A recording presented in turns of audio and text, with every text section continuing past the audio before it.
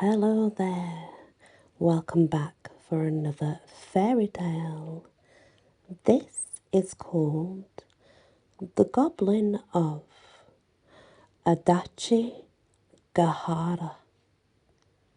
It's a Japanese fairy tale.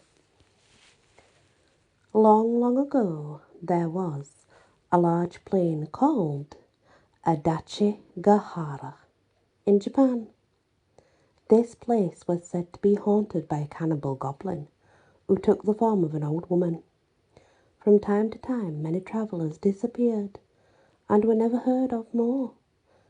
The old women round the charcoal braziers in the evenings, and the girls washing the household rice at the wells in the mornings, whispered dreadful stories of how the missing folk had been lured to the goblin's cottage and devoured, for the goblin lived only on human flesh.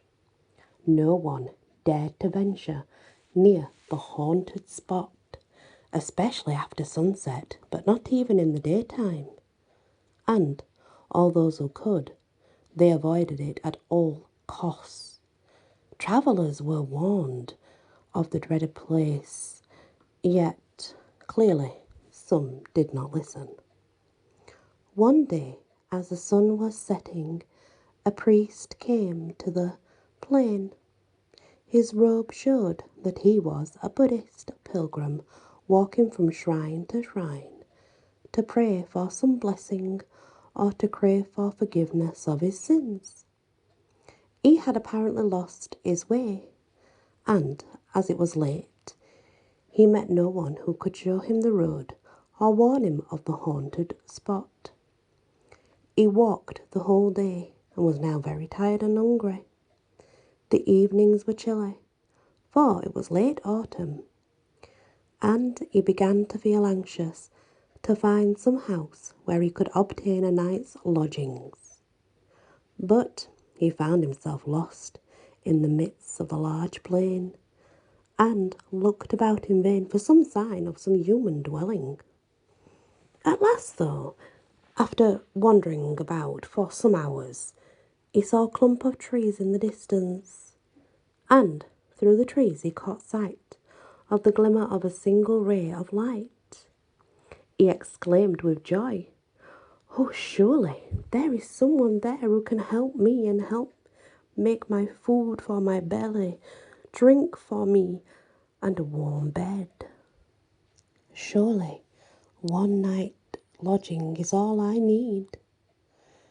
Keeping the light before his eyes, he dragged his weary, aching feet as quickly as he could towards the spot, and soon came to a miserable-looking little cottage. As he drew near, he saw that it was in a tumble-down condition. The bamboo fence was broken, and weeds and grass, they pushed their way through every little crevice, every small area. They were there. The paper screens that served as windows and doors in Japan, they were full of holes, and the posts of the house were bent with age and seemed scarcely able to support the old thatched roof. The hut was open, and by the light of an old lantern, an old woman sat industriously spinning. The pilgrim called to her across the bamboo fence and said, "Good evening, old woman. I am a traveller. Please excuse me, but I have lost my way. I do not know what to do, for I have nowhere to rest tonight. I beg you to be good enough to let me spend the night under your roof." The old woman, as soon as she heard herself spoken to, stopped spinning, rose from her seat, and approached the intruder. "I am very sorry for you. You must indeed be distressed, indeed so I say, to have lost your way in such a spot so late at night.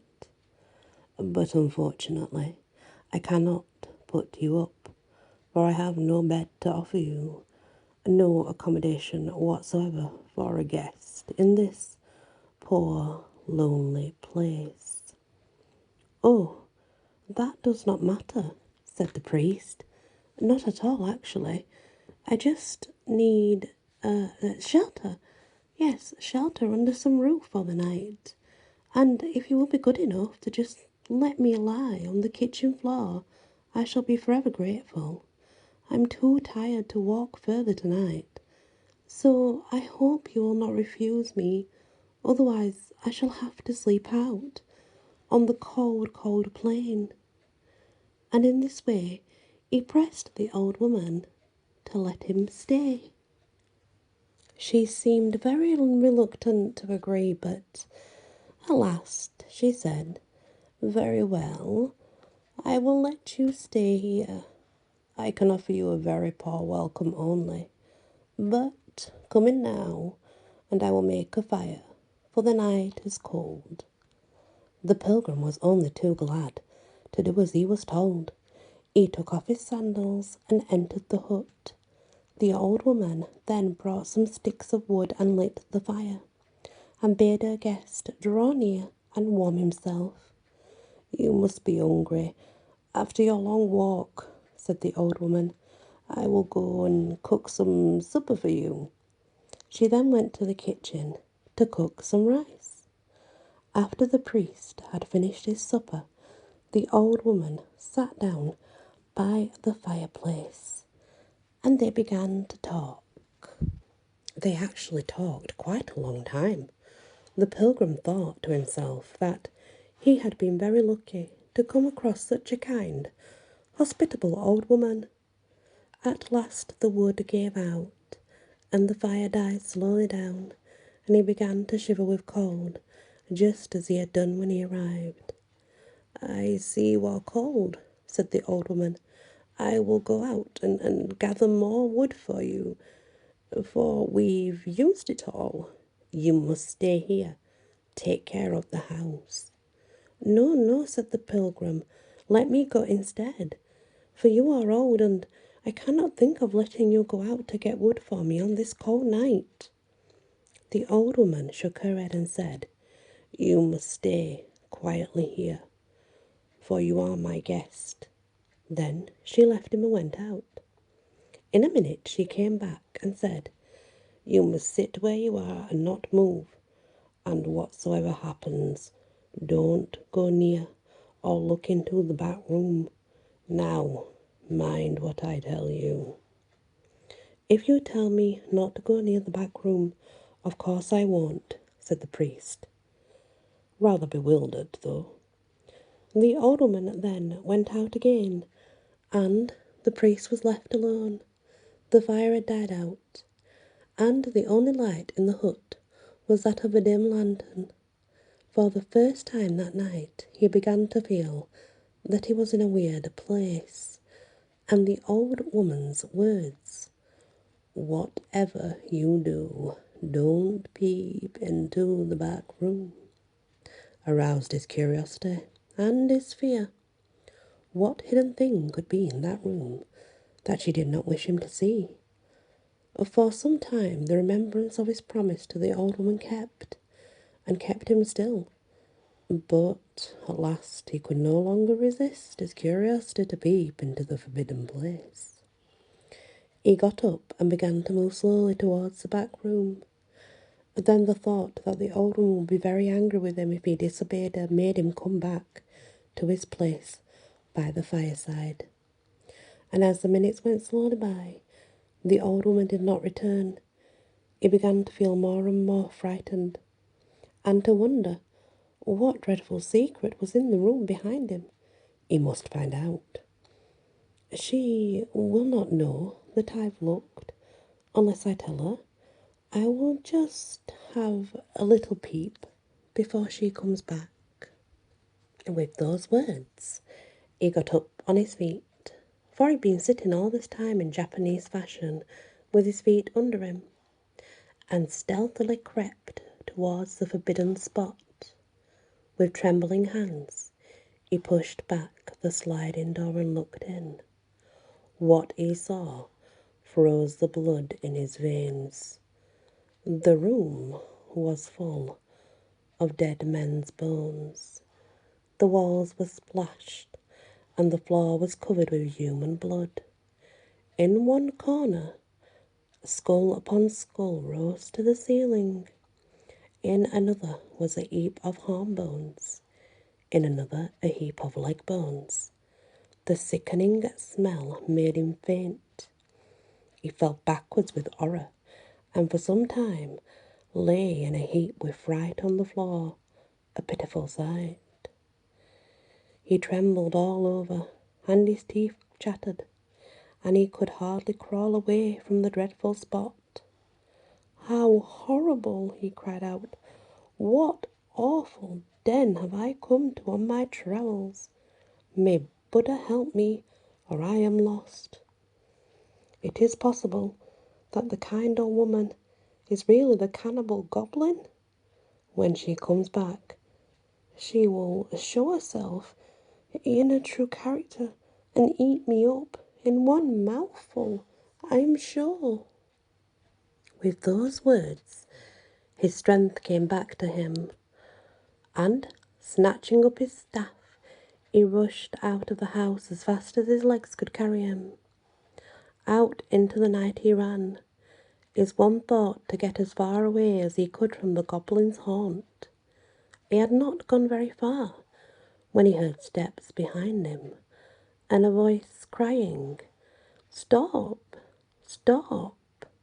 He ran on, doubling his speed, pretending not to hear. As he ran, he heard the steps behind him come nearer and nearer, and at last he recognized the old woman's voice, which grew louder and louder as she came nearer. "Stop, stop, you wicked man! Why did you look into the forbidden room?" The priest quite forgot how tired he was, and his feet flew over the ground faster than ever.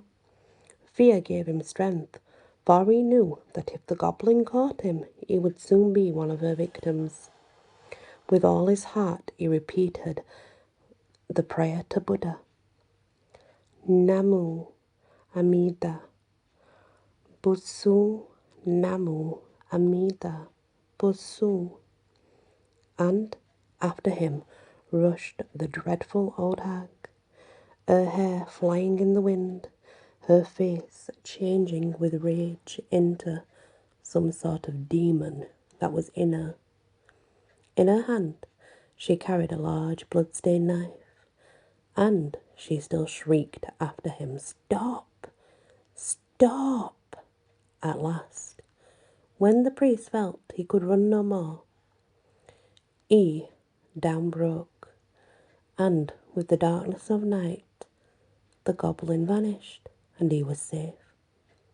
The priest now knew that he had met the Goblin of Adachigahara, the story of whom he had often heard, but never believed to be true.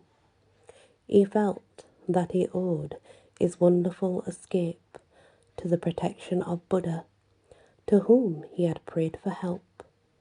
So he took out his rosary and, bowing his head as the sun rose, he said prayers and made his thanksgiving earnestly. He then set forward for another part of the country, only too glad to leave the haunted plain behind. The end. Thank you for listening. Whether you're on my podcast or YouTube, I truly appreciate it. Many blessings.